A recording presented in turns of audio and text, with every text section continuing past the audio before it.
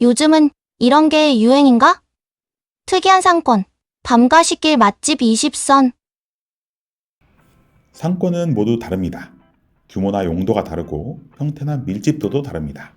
상권을 구성하는 업종도 다르고 이에 따라 주로 찾는 고객층이나 목적도 다르죠.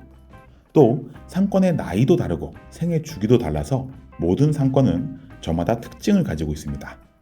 그런데 상권마다 서로 다른 특징만 있는 것은 아닙니다. 규모나 구성, 상권을 주로 찾는 고객층, 상권의 나이, 또 건물 형태나 밀집도가 유사한 상권을 묶을 수도 있습니다. 뜨는 상권 혹은 지는 상권은 서로 비슷한 특징이 나타나기도 하고요.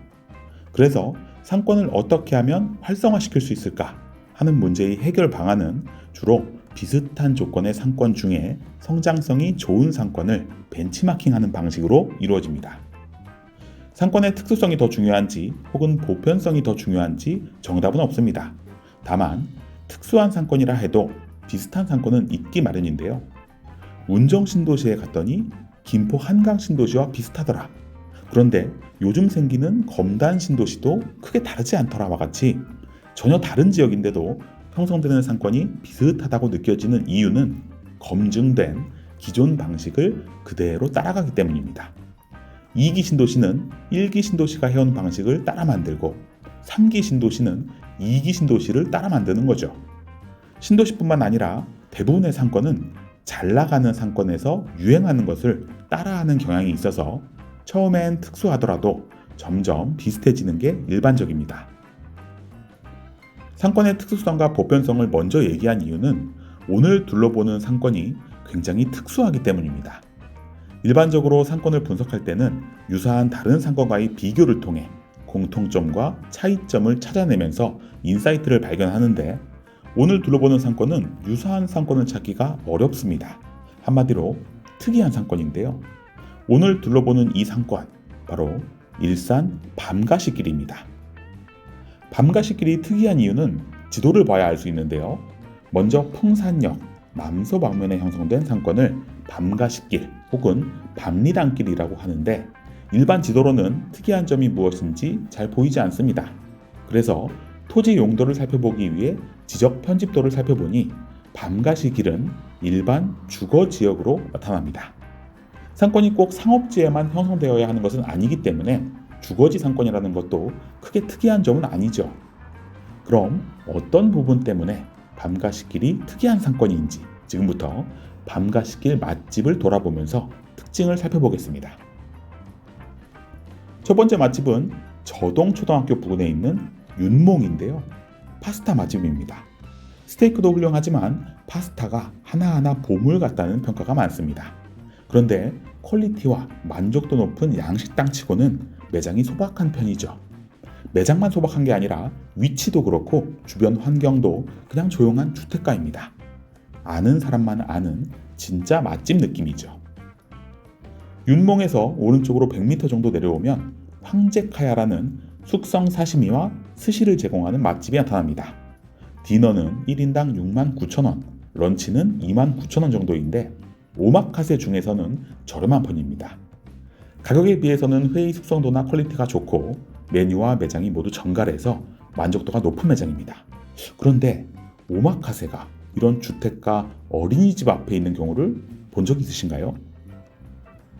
세 번째 맛집은 샤브소반인데요.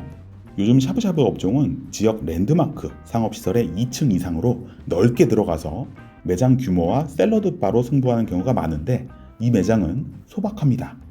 규모도 크지 않고 화려하지도 않고 리뷰수가 많아서 유명해진 것도 아닙니다. 그저 기본에 충실하면서 신선한 재료, 필요한 소스, 국수와 죽까지 이어지는 기본 코스를 잘 지키고 어른들이나 아이들까지 커버할 수 있는 매장 내부 시스템을 만들어 놨죠. 1층 입지에 작은 샤브샤브 매장을 많이 보지는 못했지만 종종 찾고 싶게 만들어 놓은 매장입니다. 네 번째 매장은 오릴리라는 카페인데요. 도넛과 크림 라떼가 알려져 있습니다. 주거지에서 도넛 하나가 4,000원이 넘고 슈페너와 크림 라떼는 6,000~7,000원 하는데도 손님이 계속 있습니다.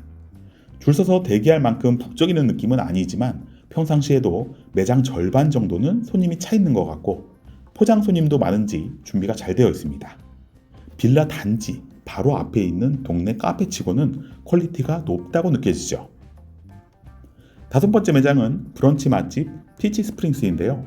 멀리서 보면 무슨 매장인지 모를 정도로 외관이 소박합니다. 그런데 메뉴는 그렇게 소박하지 않죠. 팬케이크나 포크 란체로스, 에그 베네딕트 같은 대표 메뉴들의 평균 단가가 17,000~18,000원대로 낮은 수준이 아닙니다.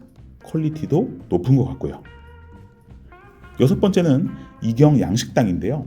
양식과 한식이 퓨전된 재미있는 요리를 선보이는 곳입니다.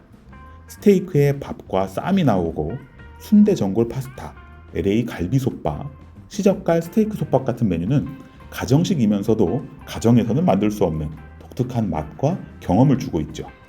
상권이 특이하다고 했는데 그런 특이한 상권에 잘 어울리는 매장 컨셉입니다. 6개 매장을 돌아봤는데 특이한 부분을 찾으셨나요? 먼저 매장은 소박하지만 실력 있는 맛집들이 많은 것을 알 수 있고 일반적인 주거지 상권보다는 비싸다는 점도 알 수 있습니다. 또 주거 상권의 일반적인 회전율보다 더 활성화되어 있기도 하고요. 내가 사는 동네에도 맛집은 있지만 밤과 식길과 무엇이 다른지 생각하면서 좀 더 살펴보겠습니다. 7번째 매장은 멕시코 음식점 바릴입니다. 양식당이나 브런치도 모자라서 주거 상권에 멕시코 음식점이 들어와 있는 것도 놀라운데 심지어 리뷰도 많고 잘 되는 것 같습니다. 다시 한번 매장 주변을 둘러봐도 멕시코 요리가 들어올 만한 입지나 상권이 아닌 것 같은데 의아하죠. 여기는 동네 장사하는 상권이 아닌 것 같다는 생각이 점점 커집니다. 8번째는 중식당 효교인데요.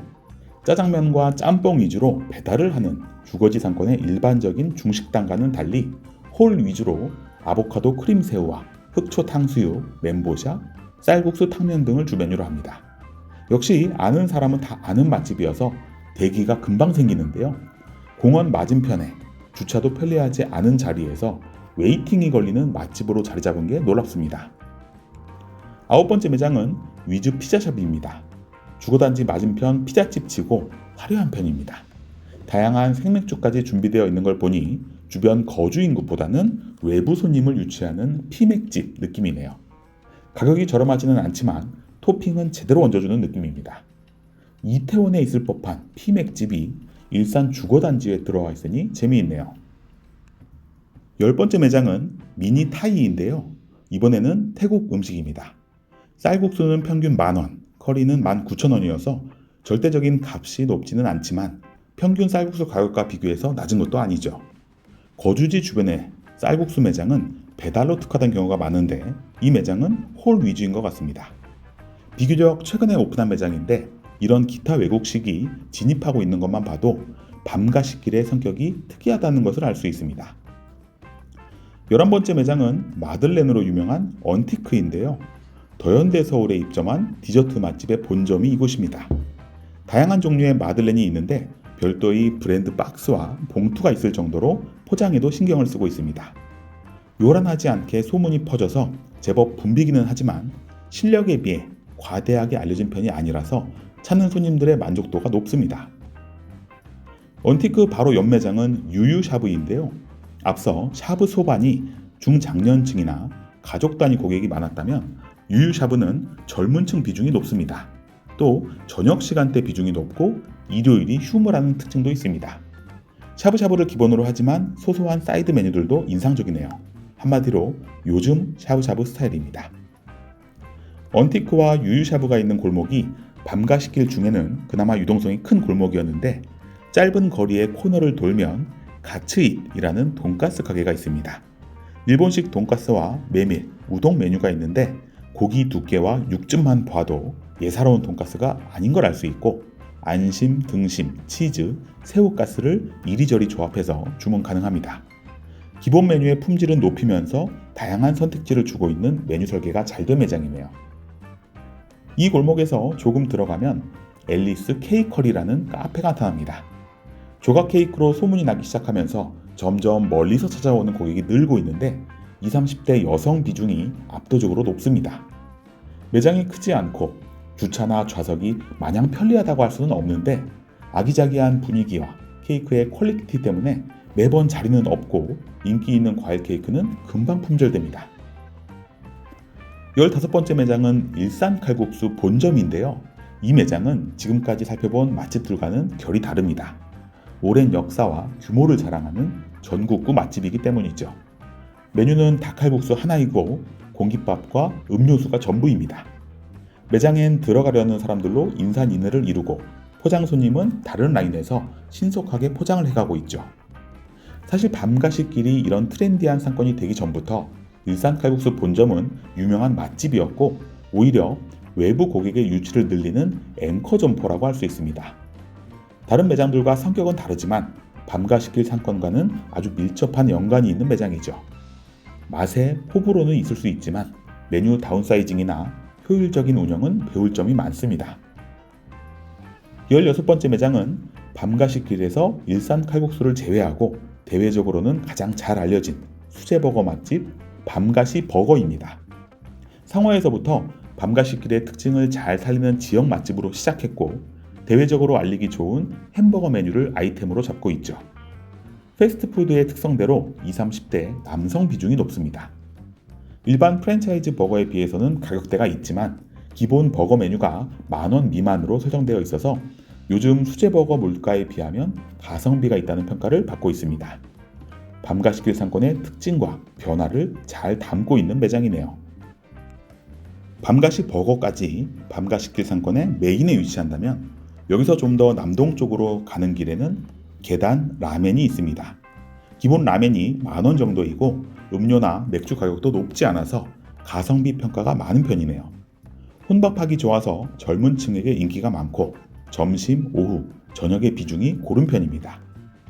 맛이나 가격대가 어떤 상권에서도 준수한 실적을 낼 것 같은데 밤가시 길이라는 특수한 상권에 자리 잡은 것에서 상권의 시장성을 보여주고 있습니다. 18번째와 19번째 맛집은 같은 블록에 위치한 윤씨 커피 로스터스와 최근 오픈한 미루꾸 커피인데요. 공원과 학교로 둘러싸여 있어서 한적한 분위기에 위치합니다. 분위기 좋고 맛있는 카페는 요즘 너무 많이 생겨서 이런 한적한 곳에 입지한 것이 우려스러울 수도 있지만 두 곳 모두 커피 맛이라는 기본에 충실한 매장이어서 외부 유입객이 점점 늘어나는 추세입니다. 프랜차이즈 커피 매장이 기하급수로 늘고 있는 우리나라 커피 시장에서 이렇게 맛과 차분한 분위기로 한적한 곳에 입지하는 커피 매장들이 있다는 것은 주목할 만한 부분이죠. 그리고 이런 컨셉의 매장이 들어오기에 밤가시길이 적합하다는 뜻도 있습니다. 마지막 매장은 문 알로이인데요. 미니타이보다 가격대는 살짝 높지만 현지 분위기와 맛으로 명성을 쌓고 있는 태국 음식 전문점입니다. 입소문을 타고 손님이 많아지면서 외부 고객이 찾아오게 만들고 있는데 주변이 거주지여서 조용하게 이용해달라는 안내가 붙어 있습니다. 30대 고객층이 많고 주말 고객이 많은 특징이 나타나네요.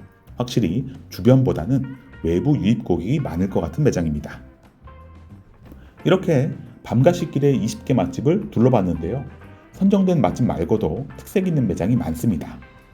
영상 초반에 밤가시길이 특이하다고 했던 이유를 이제 알아채셨을 것 같은데요. 첫 번째 특이점은 원래 일반 주거지 상권에는 이렇게 외국식과 분위기 좋은 카페가 집중적으로 분포하지 않습니다. 외부 유입 고객보다는 주변 거주 인구가 대상이기 때문에 자주 먹는 한식이나 고깃집, 제과점, 프랜차이즈 커피 매장, 그리고 배달 전문점이 많은 게 일반 주거지 상권의 특징이죠. 외국식 메뉴는 가끔 찾지만 가끔 찾는 수요만으로도 매출이 나올 수 있는 상권, 즉 상업지나 대학가처럼 외부 유입력이 높은 상권에 많이 분포합니다. 그러니 주거 상권에 이런 업종 분포는 굉장히 특이한 현상이죠. 두 번째 특이점은 가격대가 높은 것인데요. 동종 업종이나 컨셉과 비교했을 때 절대적인 가격이 비싸다는 게 아니라 주거지 상권 치고는 가격대가 높습니다. 외부 유입 고객이 찾아오게 만드는 상권이라 그런 것도 있지만 고양시, 일산이라는 지역이 갖는 소득 수준이나 소비 여력이 높은 특징도 반영되어 있죠. 일산 외에 주거지 상권이 이 정도 물가를 보이는 곳은 분당이나 목동, 설해마을이나 강남의 일부 지역밖에 없을 겁니다. 세 번째 특이점은 매장의 수준이나 가격, 맛에 비해 외부에 알려진 대외 인지도가 낮다는 것인데요. 일반 주거지이고 주변에 찾아갈 만한 관광지가 있는 것도 아니어서 이 매장만을 위해 광역 범위에서 찾아올 만한 요인은 약한 편입니다. 고객이 찾는 유입 범위를 기준으로 근린형, 지역형, 광역형으로 나눈다면 근린형은 넘어서고 있지만 광역형으로 가기에는 약하다는 거죠. 일반 주거 상권이 근린형을 넘어 지역형으로 가는 것만 해도 대단한 파워지만 이 상태로 광역형 상권이 될 것 같지는 않습니다. 그런 측면에서 일산 칼국수 본점의 의미는 이 상권에서 꽤 크게 적용하는데요.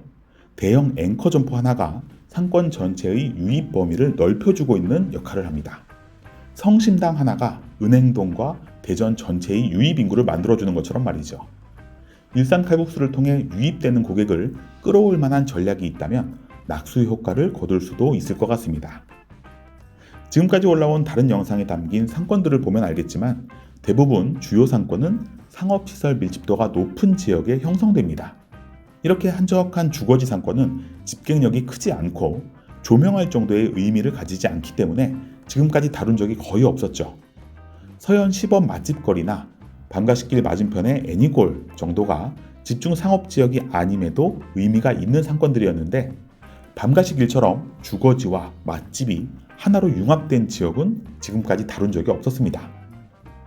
밤가시길은 굉장히 특수한 케이스여서 특이성을 가지고 새로운 주거 상권의 발전 방향을 제시할 수도 있지만 상권이 어려워진다면 벤치마킹할 만한 다른 상권을 찾기 어렵다는 문제도 있습니다. 다행인 것은 지금 상권에 형성되고 있는 특성이 내년도 다가올 외식업 전체 트렌드와 부합하는 것인데요. 화려한 마케팅보다 진짜 실력으로 승부하는 강소 매장이 많은 게 상권의 큰 강점입니다. 부디 주거 상권이 가질 수 있는 가능성을 보여주면서 굳건히 성장해 나가길 바랍니다.